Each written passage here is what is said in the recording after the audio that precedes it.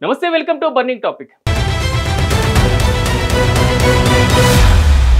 ప్రస్తుతం పొరుగు దేశం నేపాల్ అట్టుడికిపోతుంది. అక్కడ ఏ క్షణం ఏం జరుగుతుందో పరిస్థితి అర్థం కావడం లేదు. చివరికి దేశ అధ్యక్షుడు, ప్రధానమంత్రి, మంత్రులు, ప్రభుత్వ అధికారులు ప్రాణ భయంతో మిక్కుబిక్కుమనేటువంటి పరిస్థితి నెలకొంది. దేశ అత్యున్నత పాలనా భవనం, పార్లమెంట్తో పాటుగా సుప్రీంకోర్టు, అధ్యక్ష, ప్రధాని భవనాల్లో నిప్పులు కాలిపోతున్నాయి. ప్రజలు, మరీ ముఖ్యంగా యువత రోడ్లపైకి వచ్చి భారీ ఎత్తున నిరసన తెలుపుతూ పాలకులు, అధికారులను చీతకబాదుతున్నారు. ఇలా సోషల్ మీడియాపై దేశంలో విధించినటువంటి నిషేధం జెన్జెడ్ ఉద్యమానికి దారితీసింది. ఇది కాస్త ఉధృతమై దేశవ్యాప్తంగా అల్లర్లకు కారణమవుతుంది. మరోవైపు నేపాల్లో ఉన్నటువంటి భారతీయులను స్వదేశానికి రప్పించేందుకు భారత ప్రభుత్వం చర్యలు చేపడుతుంది. నేపాల్లో చిక్కుకున్నటువంటి ఏపీ వాసులను సురక్షితంగా రాష్ట్రానికి తీసుకువచ్చేందుకు ఏపీ ప్రభుత్వం చర్యలు చేపట్టింది.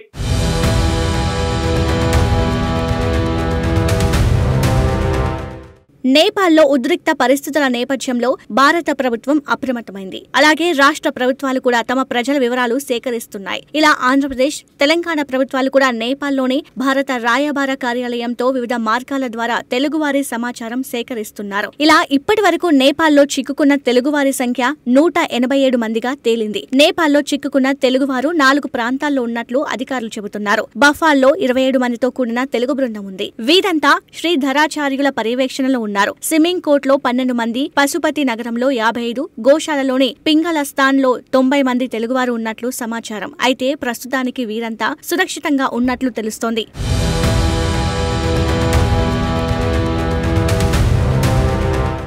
ఈ సంఖ్య మరింత పెరిగే అవకాశం ఉందని అధికారులు చెబుతున్నారు. నేపాల్లో చిక్కుకున్న తెలుగువారిని సురక్షితంగా తీసుకొచ్చేందుకు స్వయంగా ఏపీ ఐటీ మంత్రి నారా లోకేష్ రంగంలోకి దిగారు. ఆయన భారతదేశంలోని విదేశాంగ శాఖ అధికారులు, నేపాల్లోని భారత రాయబారి నవీన్ శ్రీవాస్తవ ద్వారా ఎప్పటికప్పుడు అక్కడి పరిస్థితిని తెలుసుకుంటున్నారు. తెలుగు ప్రజల భద్రతే ప్రాధాన్యంగా తగిన చర్యలు తీసుకుంటున్నారు.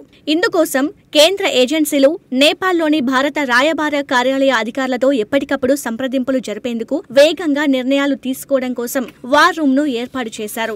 నేపాల్లో చిక్కుకున్న తెలుగువారిని సురక్షితంగా వెనక్కి తీసుకురావడమే ఏకైక అజెండా అని, ఈ మేరకు అధికారులు సమన్వయంతో వ్యవహరించి అవసరమైన చర్యలు యుద్ధ ప్రాతిపదికన చేపట్టాలని మంత్రి నారా లోకేష్ ఆదేశించారు. నేపాల్లో నెలకొన్న సంక్షోభం నేపథ్యంలో ఆ సచివాలయంలోని ఆర్టీజీఎస్ కేంద్రంలో ఏపీ భవన్, వివిధ శాఖల ఉన్నతాధికారులతో విద్య, ఐటీ, ఆర్టీజీ శాఖల మంత్రి నారా లోకేష్ సమీక్షించారు. నేపాల్లో ఇప్పటివరకు 215 మంది తెలుగువారు చిక్కుకున్నట్లు సమాచారం ఉందని ఈ సందర్భంగా అధికారులు వివరించారు.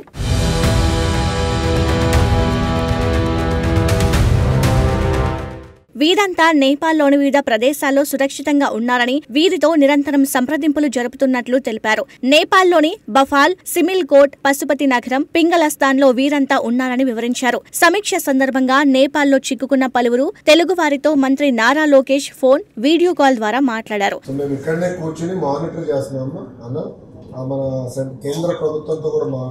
ఈ సందర్భంగా విశాఖకు చెందిన సూర్యప్రభతో మాట్లాడిన మంత్రి లోకేష్ నేపాల్లో పరిస్థితులను అడిగి తెలుసుకున్నారు. ఎక్కడ ఉన్నారు, ఎలా ఉన్నారని, అక్కడ అందుబాటులో ఉన్న సౌకర్యాలపై మంత్రి వాకబు చేశారు. తాము ముక్తినాథ్ దర్శనానికి వెళ్లి నేపాల్లో చిక్కుకుపోయామని, ప్రస్తుతం ఓ హోటల్లో సురక్షితంగా ఉన్నామని ఆమె తెలిపారు. ఈ సందర్భంగా మంత్రి లోకేష్ వారికి ధైర్యం తెలిపారు. మీరు ఎక్కడైతే ఉన్నారో అక్కడే ఉండాలని, బయటకు రావొద్దని, ప్రతి 2 గంటలకు అధికారులు మీతో సంప్రదిస్తారని భరోసా ఇచ్చారు. కేంద్రంతో మాట్లాడి ప్రత్యేక విమానాల ద్వారా రాష్ట్రానికి సురక్షితంగా తీసుకొస్తామని వారిలో ధైర్యం నింపారు. వాళ్ళు ఏమంటున్నారంటే మీరు ఎక్కడున్నారో అక్కడనే ఉండమని చెప్తున్నారు. మీరు మూవ్మెంట్ చేయొద్దండి దయచేసి.